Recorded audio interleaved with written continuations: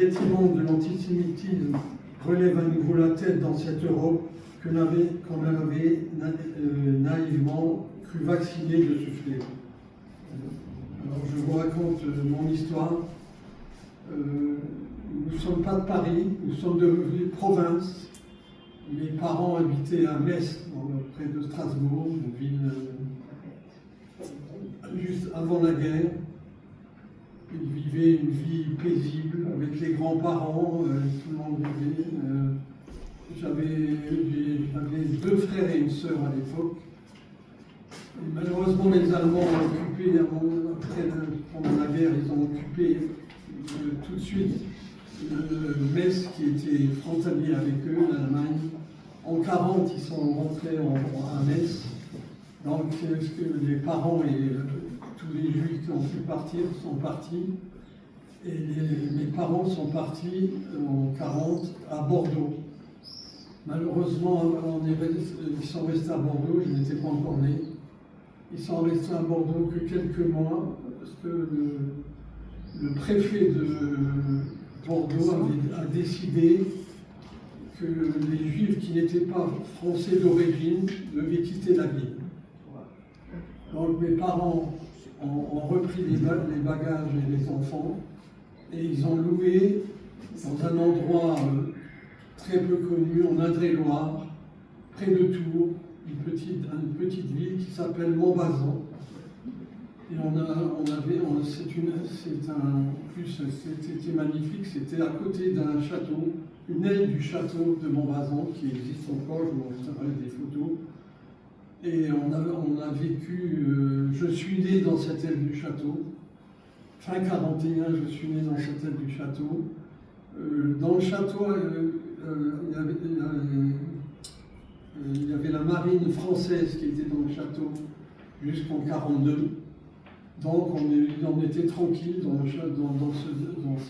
cette aile du château, jusqu'au moment où les Allemands sont arrivés, ont occupé le château.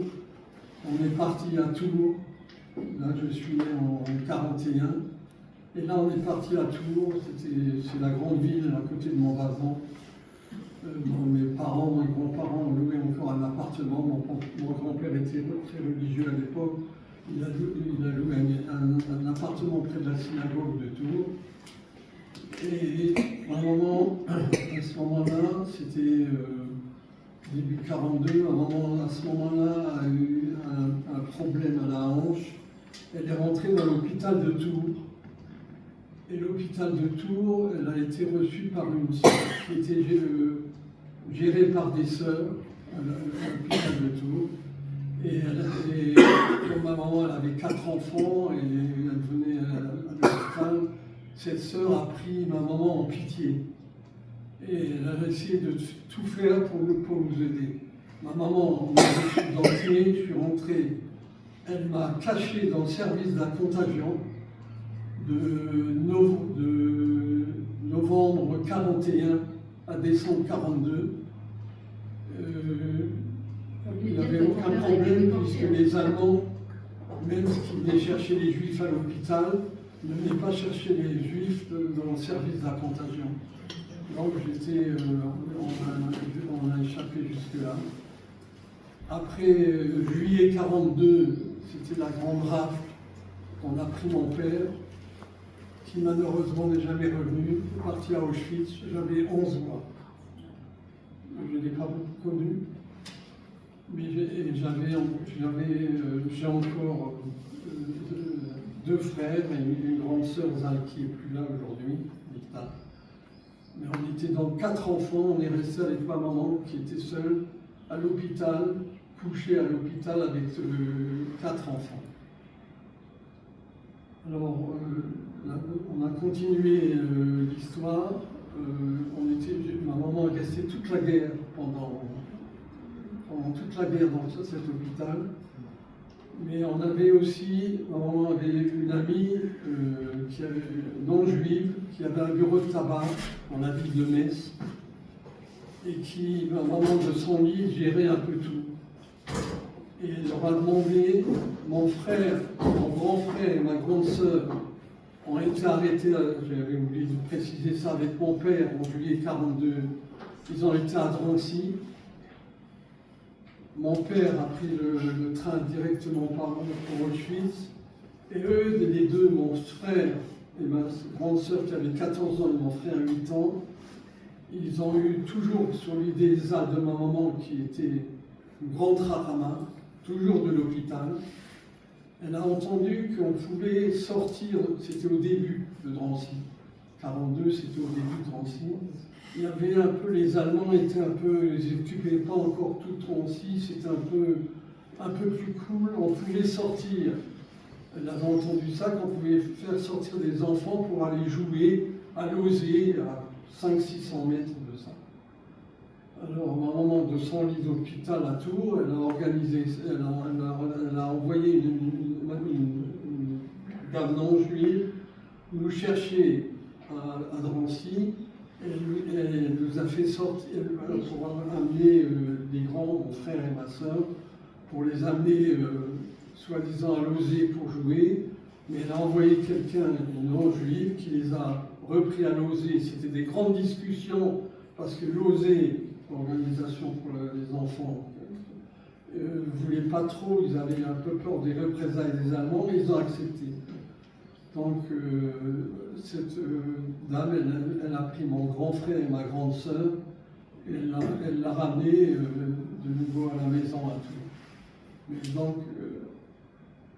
donc après, eux, ils sont sortis de Drancy. Donc à Tours, ma maman était toujours à l'hôpital, mais il y avait encore un problème.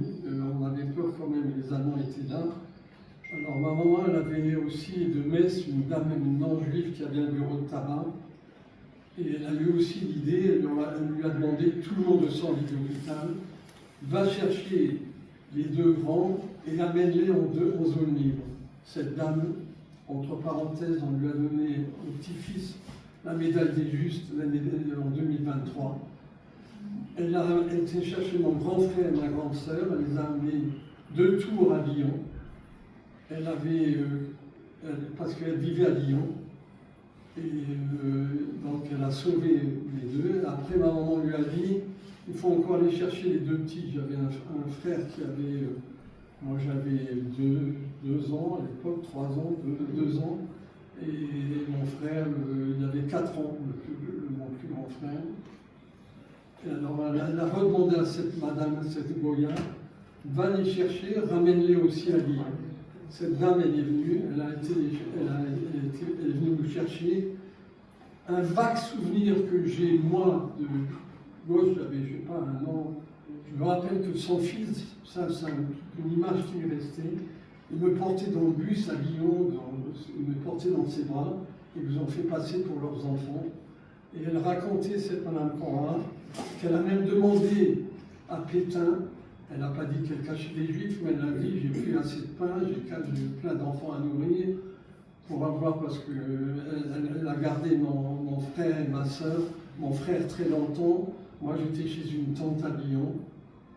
Et puis voilà, la guerre, on a passé la guerre grâce à cette dame Goy et grâce à ma maman qui m'a fait vraiment des trucs extraordinaires. Elle est restée toute seule, ma maman, après la guerre. 34 ans avec 4 enfants sur les bras, c'était pas évident. On est retourné à Metz. Et bon, là, j'ai eu la chance de rencontrer, j'ai grandi, je vous passe des détails. Après la guerre, j'ai eu aussi crise épileptique après la guerre. J'ai pas pu aller à l'école, c'est enfin encore des choses. Alors j'ai été à l'école très tard, j'ai pas fait de secondaire. Et ma maman, qui était toujours là, elle a dit il faut qu'il apprenne un métier.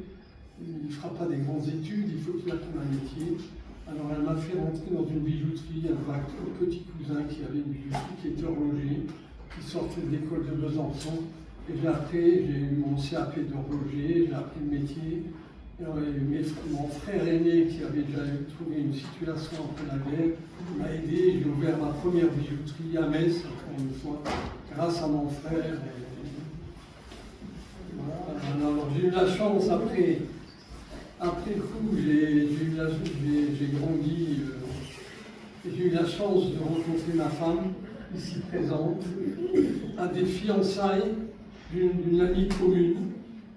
Mais ce qui est quand même extraordinaire, c'est que je raconte toujours, c'est que non seulement on avait des affinités ensemble, mais elle, moi, j'avais mon père déporté à Auschwitz, pas connu, et elle est née après la guerre. Elle avait ses 2 parents rescapés d'Auschwitz. Donc on avait quoi parler au début, tous les deux on avait quoi parler. Alors je vais lui laisser la parole parce qu'elle a plein de choses à vous dire aussi. Alors, juste merci beaucoup.